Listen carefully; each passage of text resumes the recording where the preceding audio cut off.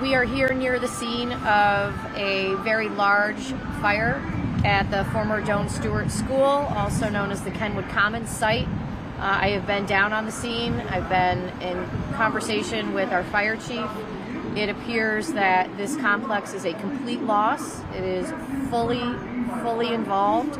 All portions of the premises are involved. The steeple has collapsed into the building, and we continue to see more collapses and are expecting more collapses as the fire department continues to fight this fire tonight.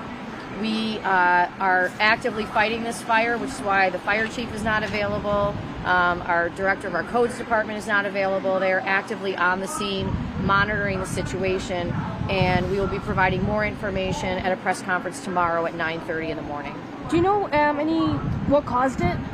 So this obviously is a fire that will be fully investigated, as are all fire scenes. At this point, our investigators can't even get into where they would need to be to investigate this fire.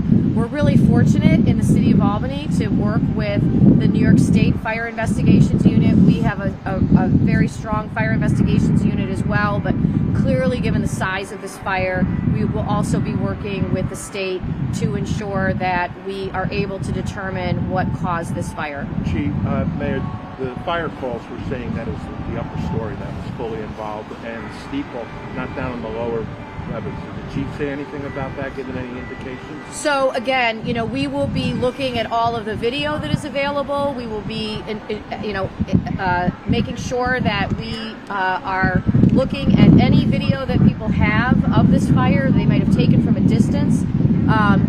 Any video that people have, they can certainly, that certainly helps us. And, you can reach my office at mayor@albanyny.gov if you have information about this fire. But at this point, it's just too soon for us to really speculate. I mean, clearly this was vacant. It was the subject of a very large tax arrears that were owed on this building.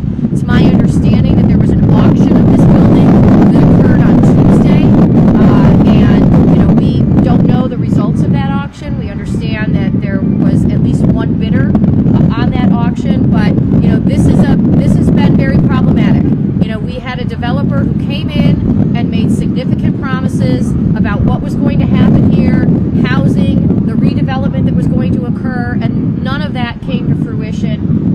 Clearly then COVID came, this entire site was shut down, but we have sent our code inspectors here many times. We've done board ups here, we'll talk more about this tomorrow, but it's very fortunate that a few months ago we were so concerned about the amount of brush that existed that obscured our view of the building that we brought in a excavator and removed that brush, which clearly has helped our firefighters to be able to see what they're dealing with and to be able to attack this fire expeditiously.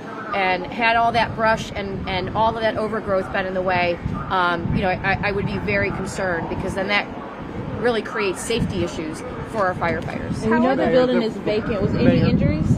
We are not aware of any injuries at this point. We do not know whether anybody was in the building, but at this point, we're fighting the fire.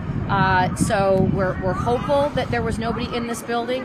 And as of right now, I've had no reported injuries to any of our firefighters. Mayor, had the fire department marked the building for the firefighters not to go in case of a fire? You see that scattered all over the urban areas here. Yeah, I think that this was a building that was so fully inflamed when we arrived, we wouldn't enter it anyway. So I don't know that there was a red X on this building. I know that we had been in the building, that it was actually a building, the floors were there. When we mark a building with a red X, it's because the roof is an imminent, risk of collapse. There aren't floors, in buildings. It's just not safe to fight a fire inside the building. This building was, as I understand it, so fully inflamed when they arrived that all we were focused on was getting water to the outside of that building. Talking about water, you hear on the fire calls that there were maybe one hydrant at the scene, lines coming down. They were saying we Yeah, can't hook up. we're really grateful the town of Guilderland helped us to get water, but water was a problem with respect to this fire.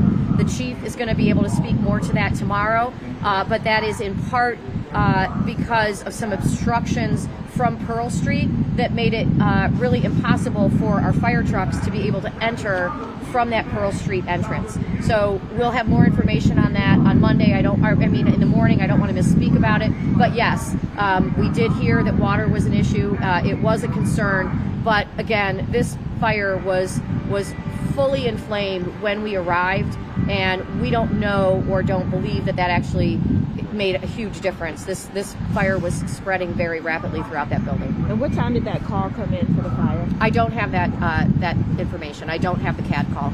Do you know how many fire departments are here? Sorry, what? How many fire departments are here? So right now it's Albany Fire that's on the scene. We have, I believe, called for mutual aid in case there is another fire or need for emergency call elsewhere in the city. But right now on scene, it is Albany Fire. Did it go beyond the 2-alarm that was sounded? Yes. Was it third? I believe it's 3. I believe we have 3 here. 3, and, Yeah.